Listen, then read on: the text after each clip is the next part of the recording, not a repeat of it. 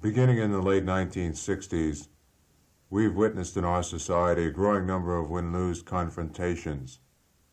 For example, between students and university officials, between minority groups and law enforcement agencies, and between consumer groups and corporations and government agencies, just to mention a few. And as the number of newly formed interest groups in our nation grows, we can expect this trend to continue.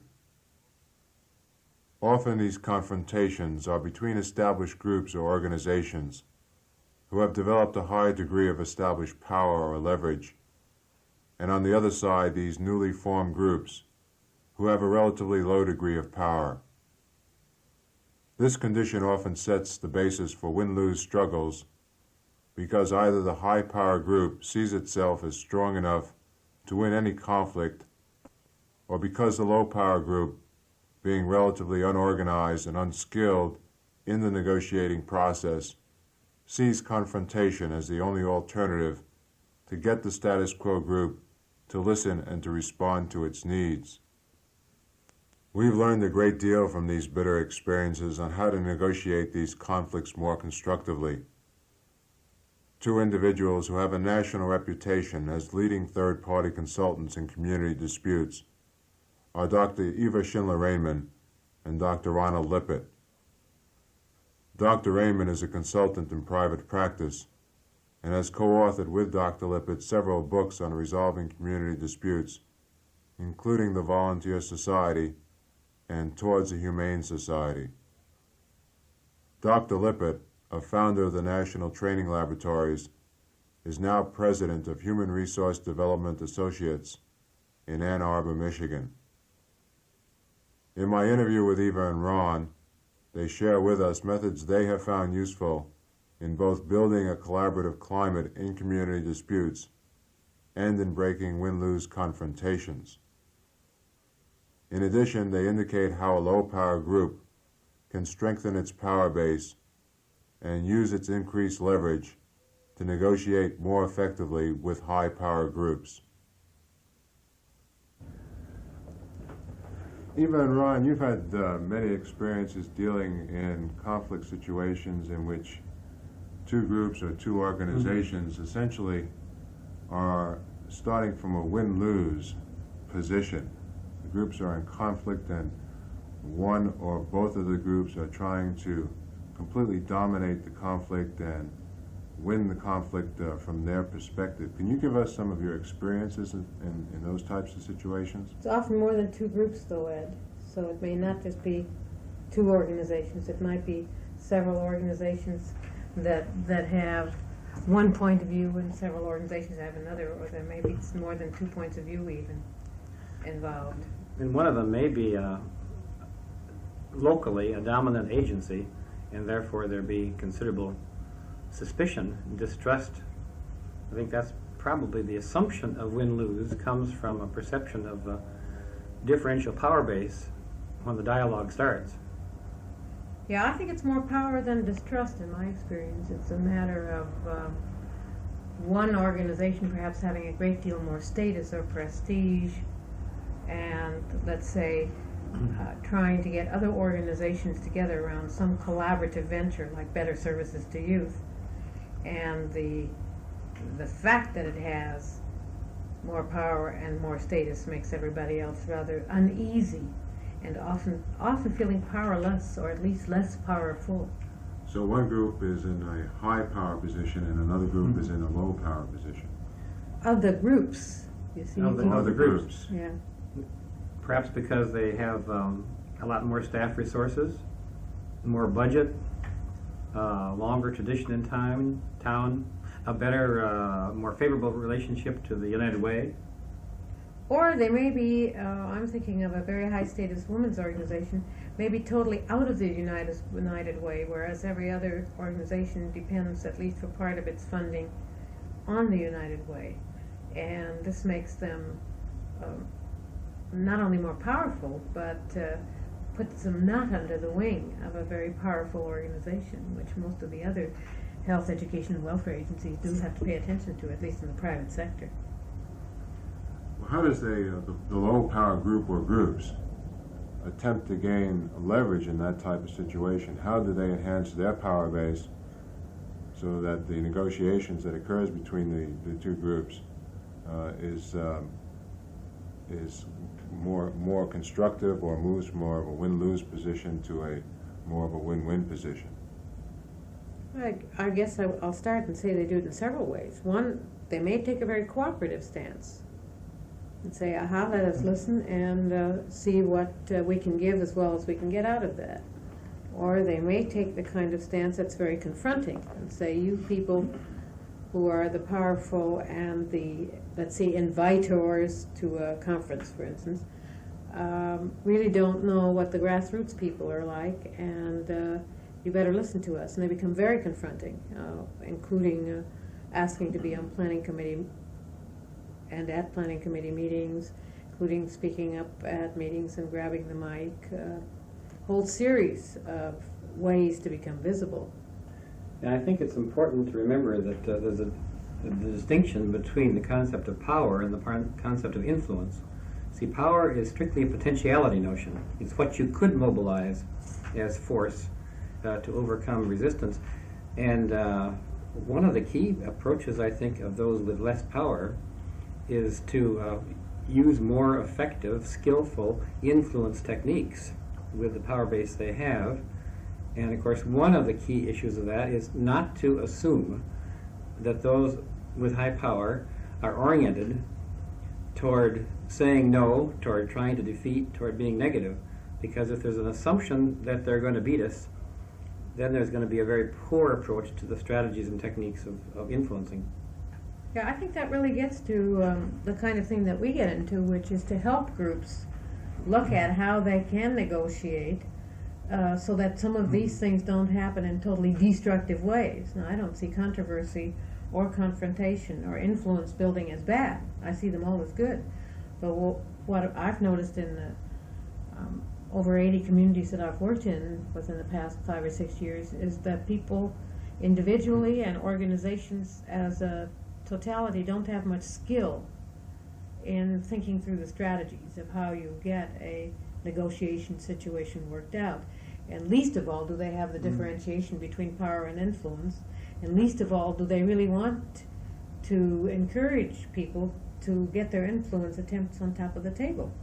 So they walk all around either being confronting or nice to each other or something in between, rather than looking at what are some of the methods, what are some of the strategies that are available to help people come out with a win-win situation. Could you go into that and describe some of those strategies? Well, if you're in for a us? third-party role of being a helper to both parties, the job very frequently is quite different with the two parties or with the high power and the lesser power parties. For example, the work, the consulting with the high power group very often is around really the techniques of listening and the techniques of probing and understanding where they're coming from, whereas the techniques and helps with the low power groups are around skill practice on how to do a good job of presenting your case. So one is being taught listening while the other is being taught presentation. Or a whole other way to look at it is the helping the powerful group or the inviter or the initiator group think of all the people that need to be included in the planning process, so that rather than giving to other groups, they encourage other groups to be included in and decrease the distance between themselves and those whom they want in on the collaboration or a negotiation, or whatever that purpose happens to be, and helping them think through who needs to be here besides you who thought up this project, or you who have an idea about better services to youth, or beautifying the community, or improving the quality of life, or whatever the purpose may be. And very often it is not even a matter of bad will or a matter of exclusion, though that is attributed to high power groups often. It's not that at all. It's simply a lack of skill, and we hadn't thought about inviting, quote, those people to our planning.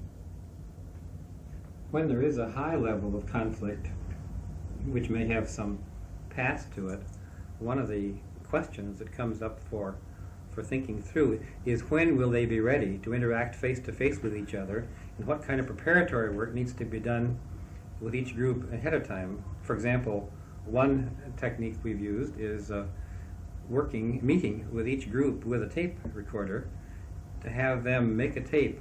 Usually we keep it short enough, like 20 minutes, so that it's easy for the other group to listen to it. Or less. Of what are the kinds of problems that we feel they present to our meeting our needs, and what do we think are the problems we present to their meeting their needs. Both groups are making such a tape. We take the tapes between the two groups and they listen. We help them do a listening job To each other's tape. to each other's tapes. So while they're listening, as a listening exercise, we try to support their being objective, not getting into defensive discussion, trying to understand why it is that they're saying what they are, and to prepare a tape to go back in responding to what we see as their misassumptions, their misunderstandings. And typically after this double exchange of tapes, then the decision for each group is, are we ready now to meet, or do we need to have some more work before we're ready to meet? Another method we've used a great deal is the Fishbowl Approach, where, for instance, with a large educational organization in this country where there was much conflict, we took, in this case there were really two major points of view, and used the comment that Ron made earlier about listening, and had a group in the center, representatives of one point of view, really talk about where they were, why they felt the way they did, and the ground rule was that the people on the outside could listen, but for the first 10 minutes could not ask any questions. Then they had a chance to turn around and ask questions and consult. Then they had a chance to speak to that, and then the other group came into the circle, and the first group had to go out and listen. And so you begin to get then some, not only some listening, but you can build in observers who can look at the nonverbal. You can build in an empty chair so that people from the other side can walk in and make a comment and then must go out again. But we tend to structure these things rather carefully with the ground rules understood and agreed to by all sides. A lot of these techniques are assuming, of course, that the high power group is willing to meet with the low power group. Or with the other side. Or with the other side. Well, yes, but you see, by the time we get called in as consultants to do some kind of collaborative task or problem-solving task, there is some willingness, particularly since they pay for the consultation, to listen to the consultant. Well, how do you move a high power group who may be resisting meeting with a low power group? How do you move that high power group into wanting I think to? First of all, we have to be careful in labeling the whole group as a group. There are usually several members of that group, Of the high power of group? the high power group, Right. as well as the low power group, who are concerned, and they will often be a source of real help when a typical startup, and with that high power group, is to teach them the rules of brainstorming and to have them brainstorm all the assets and liabilities of the consequences of not solving, not getting involved in settling this matter, or of working on settling it. And Well, let me just detail that. Really, you would take first they'd brainstorm all the assets and then all the liabilities, or half the group would work on all the assets and half the group on all the liabilities, and then compare. And that's a very specific technique that, by the way, works rather well, or all the consequences if we do and all the consequences if we don't get together with the other group. But they need to do it one after the other or separately. or another sort of related technique that we used not long ago was one in which that high power group brainstormed as themselves all the assets and liabilities. Then we asked them to put on the hat of the others who weren't there and brainstorm what they thought would be the brainstorm of assets and liabilities by the other group. And they could give themselves data. See, when you ask them to take the other role, they really, because they were intimately knowledgeable about each other's positions and the kind of people they were and so on, they could create data that were valid of what the others would be saying if they were here. Of course, I think a whole other way of doing it is what we call the experimental approach. You say to the high power group that doesn't really want to meet with the other group, would you be willing to do it once? Or could we invite some representatives over lunch or a drink, or, it depends what is the appropriate way to do it. And let's explore. And I, the consultant, am willing to play the third party role and help you look at the issues. And then you can decide after the meeting how you feel about it, and whether you want to continue or whether you just want to use the other group and their advice on occasion. And in a particular instance in Southern California, where I worked with a school district and some groups in the community, I call that the Checkerboard Method. We'd meet alone, that is the initiating high power group. Then we'd meet with the people whom we really needed to work with. Then we'd meet alone again to see how we felt about it. Then we'd meet the people who we were going to work with. And eventually the group became integrated, but it took a while. You mentioned before power and influence as being two distinct forces in this process. Does a low power group have sources of power, often have sources of power which they don't recognize? Oh yes. Oh yes. Not only that, but most low power groups are utilizing a very small percentage of their influence potential because of the assumptions they're making about their power. Could you give us some examples of that? Yeah, I could give you an example from a low income, low power area that is black, Chicano, and white, where lots and lots of social problems needed to be solved. And the usual way of solving them was that some sociologists came in and did a study, or a planning council, and then people in the neighborhood were told what would be good for them, and they resisted in understandable fashion. In working in this neighborhood, I recruited some 13 volunteers who became a planning committee for improving the quality of life in this area, and particularly improving it through utilizing local voluntary citizens to help improve it. Well, between August of one year and March of the following year, we were able to recruit, and this, by the way, has been written up, some 700 local citizens to work on various projects of their own choosing, all the way from getting streetlights reactivated that had been burnt or shot out, to getting crossing lanes for youngsters who were crossing streets in hazardous areas, to improving the quality of relationship between parents and the local school system, to getting the local clinic open more hours than it was so that people who worked could use it at night, and so forth. Well, all it really took was the outside, and I represented a group, I didn't go in there all by myself, power group saying, you've got it, and here's some ways we can help you mobilize it. And the whole strategy was that as the local community mobilized more and more of its own, both power and influence, the outside group receded and eventually faded away altogether. And the insiders were then so trained and so pleased. And the quote that I will never forget, one of the ladies said to a councilman who came to see what the group was doing, and she said, well, next we're going to tackle the restaurants, because the restaurants in our area are not living up to sanitation standards. And the councilman said, well, Mrs. So-and-so, what makes you think you can do that? She said, if we could get the parking lot oiled at the so-and-so stadium, we can do anything. The example that came to my mind was one we worked on with a Chicano political association who had become very incensed because of the police treatment of their juveniles, police on patrols with patrol cars.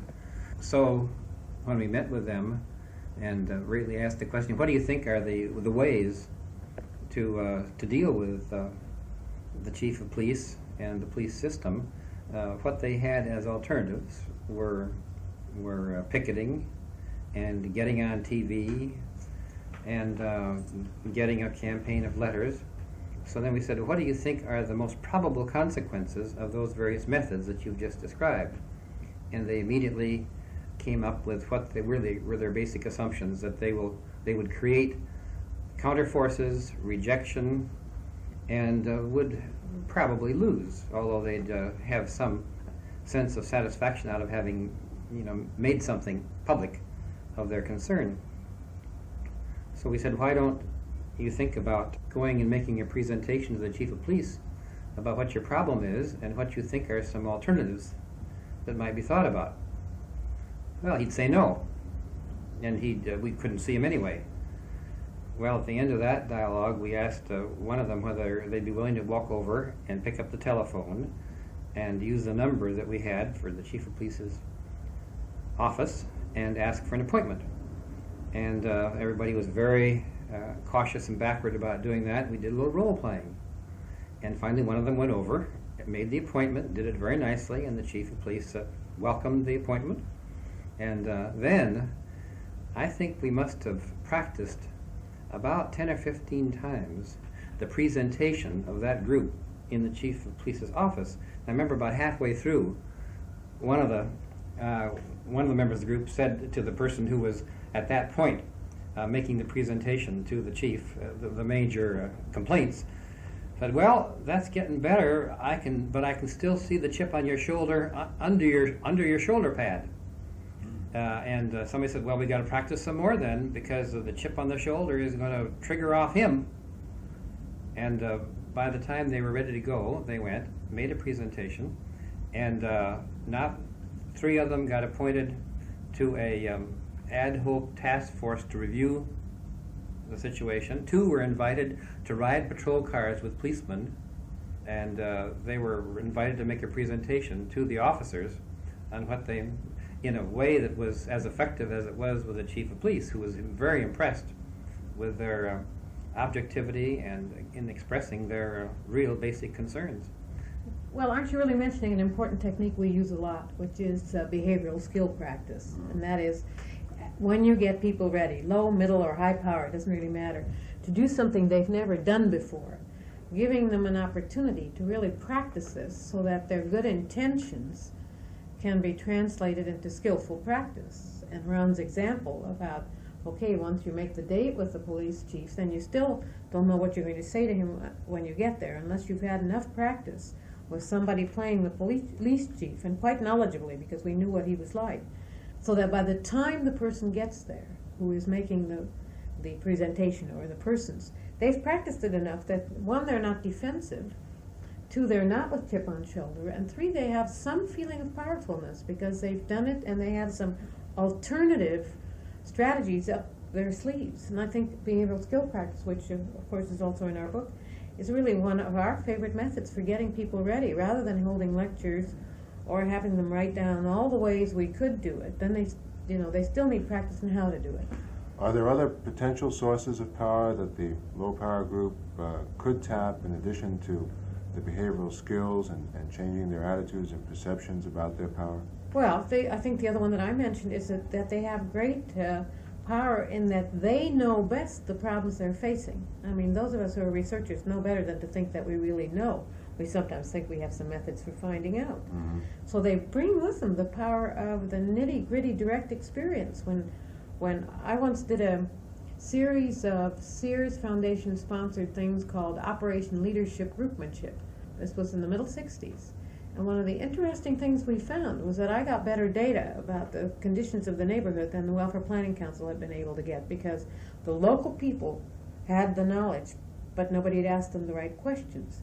So there's the power of the knowledge of the direct experience, which when people begin to see it, they certainly can mount great ability to describe, to go find out more about, to make suggestions about improvement that the outsider often doesn't even think of. So that's another source. Does moral suasion ever play a part as far as the power of when laws? you say moral, I think that the strategy that I think many groups, low power groups, neglect the most is the recognition that they have a number of moral values on their side, such as the American concept of fairness, which is one of the most basic that can be mobilized. And therefore, if they will take that assumption, they will look for and be able to find within the power group those that are ready to support and be allies of them. But in other words, as long as they assume the power group is not one massive homogeneous group, but that there are those in the power group who would really be ready to be on their side in terms of the cause, then because there are a series of moral leverages around fairness, reciprocality, rights, justice, that if they will assume that those are leverages for getting collaboration rather than just bases for being angry. I think an important modern one to add to that is the equal opportunity notion, and that neighborhood citizens certainly believe that they should have equal opportunity. And this is, after all, since the, not just the founding fathers, but since the whole anti-poverty legislation and the maximum feasible participation notion which came with that, there isn't any doubt in most neighborhoods that equal opportunity ought to be afforded on all fronts. So that's a very good one to use. I don't guess I'd ever use the word moral, and it would simply be looking at what are the kind of bases on which we can move, and equal opportunity would be one that comes very readily. By the way, these same principles really apply to interdepartmental squabbles within an organization, as well as interorganizational within a community. Is there also the use of other types of resources like the media, the press, as ways of gaining leverage? Well, I sure want to make some comments about that. Yeah. Now, in terms of low-income, underserved neighborhoods, and an outside organization with more power, more leverage, more status coming in, let me say the last possible source that I would want anything to do with is radio, television, and newspapers, because the media tend to focus on the high status, high power people who come in. And what I learned very early in the game was that if you want to use the media, then you have to educate them as you go, so that they give visibility to the local people who are making the effort, and not to the outsider who's trying to come in and help them. And if they want to give visibility to both, it's got to be done in a very careful way. Otherwise, it again looks like, aha, we're doing for rather than doing with. And we are co-opting and wanting to get visibility, power, and status out of, quote, our good deeds, unquote. So that, I'm not anti-media, but I do think they need a lot of help in how best to utilize their power and their visibility in terms of making the local project go, whatever it happens to be. I think another problem is that media personnel have as sort of one of their basic orientations to identify and through reporting to accentuate polarization. That's where the headline is, the polarization. You see, that tends to accelerate and escalate a process that one may be trying to work toward, win-win types of solutions, or at least communication and discovering where differences are to be negotiated. And if instead of looking positively at the notion of negotiation, one looks at reporting the polarization in the situation, then that activates forces that are going against successful negotiation. Let me give you an example. With some 295 people representing probably over 40 organizations in a city who were working on improving the quality of life in that city. And there were very different points of view about what would improve the quality of life, all the way from low-cost housing project to transportation for the elderly to unpolluting the river, to you name it. The newspaper had taken the stance, and there was one newspaper in the city, that to have this kind of a two-day conference was a waste of time and energy, because all other discussions of that kind had never gotten anywhere. And I was from outside the city as the person who was going to work with these groups and had worked with the planning process. And I suggested to the high-power group that was initiating and funding the whole thing that I be allowed to have a visit with the newspaper person who was going to cover the meeting, not to interview me, but to talk to her about what we were going to be doing and where I thought the news would be and how I'd help her cover it. Now, that did not keep the newspaper from having a headline the morning of the conference which said, "Another opportunity, ? We wonder, !" So they were cynical even with that. But she came, and without going through all the details, what I said to her was, I will wander around with you all day while groups work and be very glad to help interpret what's going on, and I hope that your report will be around the kind of efforts people are making to try to get together, the kinds of people who end up in an action group that wants to beautify the park or build bicycle paths or do any of the other things I've already mentioned. She became really involved, And the results of this conference, instead of landing on the usual View, Family, or Women's Pages, or whatever they get called in any given city, have been first page news since this particular event took place 3 years ago. They've never stopped, this particular reporter, but also the paper, focusing on what the action groups are doing and succeeding in. Mm-hmm. And the interesting thing in this particular city is that when I speak of that, let me name some groups. I won't name where it was, but involved in the key groups was the Junior League, the Chamber of Commerce, the Downtown Businessmen's Association, the City Manager, and the War on Poverty. Now, they then drew in a lot of other groups, including many Native American groups, because it happens to be in an area where there are Native American settlements. So that, you know, I'm giving this example because I think that the media can be extremely helpful, and in this case, the newspaper was and still is. I'd like to pick up one more kind of approach, which I think we haven't, except maybe by implication, talked about, and that's the one which works on legitimizing and valuing differences as the major resource for compromise. In a large organization, for example, which I recently worked with, in which the request was to come because they were hopelessly in conflict between the departments. The 130 walked in the door, they found a little sheet saying, our greatest resource here today is the differences among us. And therefore, before you sit down at a table, after you pick a cup of coffee up, will you sit down in groups of 5, the tables were set up for 5, that you think represents the most differences among you that you can find. And there was going to be a door prize for the table that discovers the most differences. And so they huddled around and worked, and the group that finally got the door prize had found 29 differences among them, which values, ideology, beliefs about the system, goals, and so forth. Age, origins, yes. race.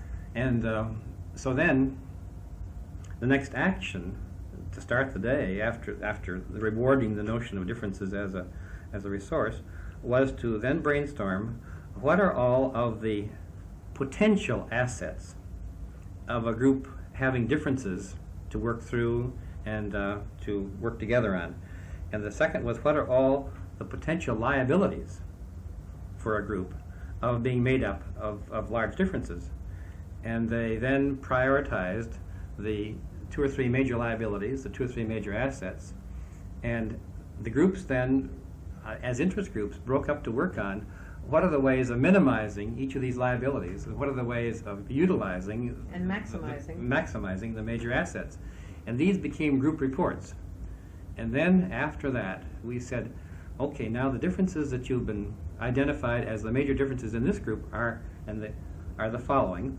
So we set up each table was to work on a different major difference that they had been struggling over, and they were interest groups. Anybody could go to whichever one they wanted to. There was option, complete option, no assignment. But they were to work for an hour and then to come out with their recommendations about how to cope with this difference within the organization. And in a day, they'd work through the 5 major conflicts that they've been escalating for months. Let me just put on the other side, I know we're talking about conflict, but that same method we used with a group that felt they had no differences and therefore had no resources, that they were so homogeneous they had nothing to work with. And because in that case things were so dead, we used exactly the same method with a group of administrators of volunteer programs to help them look at what their real differences were and to maximize that they really had some ideological value and all the other differences Ron has just mentioned. So it can also be used in that way. See, one of the orientations in working on differences is some comparative look at the meaning of compromise in different cultures. See, in the American culture, the word compromise is a negative notion. To compromise means giving up what I know is best for a more mediocre. Whereas there are other cultures, particularly Oriental cultures, where the notion of compromise is the notion of the creation and emergence of originals, of something different from what anybody took in. And it's been fun to work with American groups on exploring what the meaning could be of creative compromise as a positive goal. I think you and I talked about that when we were together last time. And it seems to me that the way you get at this, I think there are two kind of mechanical things that I would mention, is to help people see that out of conflict and the airing of conflict can come a solution that neither side had thought about, and that may be much better because of the differences and because of the conflict. That's one thing. Mm-hmm. New paragraph. I also think it would be important, since we've been mentioning brainstorming, just to say that when we do that, that's a very disciplined method. And may I just give the 4 rules we use, because so many people think that that's just another group discussion. And it isn't. When Ron says brainstorming liabilities, we will have said to the group that they must operate under the following 4 rules. 1, list every idea anybody has, and they usually have large sheets of newsprint to list these on. 2, do not discuss. And we go around and make sure they're not discussing them, so they really spend the time listing. And we tell them they'll be able to discuss them later. 3, do not judge. Ideas are all go. They're neither red nor green, good nor bad, they just are. And 4, that repetition is okay. And then we say to them, should you run out of ideas, and most groups don't, enjoy your silences, the best is yet to come, so that they don't get into discussion when they've gotten the first 10 or 12 ideas. Now, I think our feedback on evaluations has been that most people, when we ask at the beginning, has anybody here ever brainstormed? Lots of people will raise their hands. Most people who've raised their hands will tell us at the end, no, we never have done that, because they haven't done it in a disciplined fashion. And in terms of the topic that we're talking about, ground rules for brainstorming as well as for any other method become very important, because they become part of the process. That is, as people agree to them, if they do, they are already on the way to agreeing to doing something to improve the situation. So we find that the ground rules are not arbitrary at all and must be given in a way that people, of course, can say, I don't like them. But usually they're thought to be very helpful, and they're very willing to utilize them. And the higher the conflict, the more crucial it is for them to really follow the discipline of no evaluation, for example, during the course of brainstorming. At the beginning of our discussion, you mentioned 2 approaches, confrontation and collaboration, that a low-power group can use vis-a-vis a high-power group. When does confrontation become the most effective strategy for a low-power group? Well, one of the times it becomes effective is if a high-power group isn't listening. And, whether that's grabbing a mic and saying you're not listening to us and we want you to hear it, or whether that's coming to a meeting when not invited, or whatever form it takes. And I think sometimes shock for people who sit very comfortably with their power and their status and their righteousness and their know how to go and all of their techniques and skills is extremely useful to bringing them to the table to say, hey, maybe we don't know. And the first reaction is usually those so-and-sos with all the 4-letter words you can imagine, or how can they, or how dare they. But then the second reaction is maybe we ought to listen. So I think it's terribly good when you need it as a wake-up mechanism.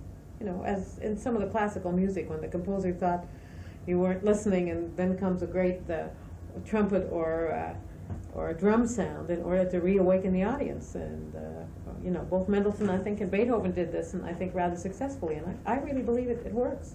And I think it's important to make a distinction between confrontation and expression of anger.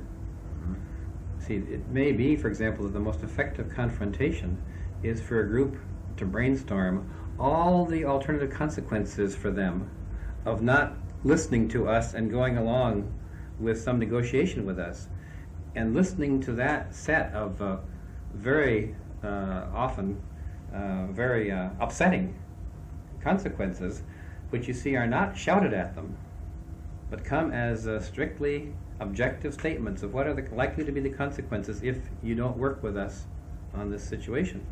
So there are a variety of ways. Another, it seems to me, rather critical one is that confrontation may be, say, the 4th alternative, and that 3 others have been tried and have been tested.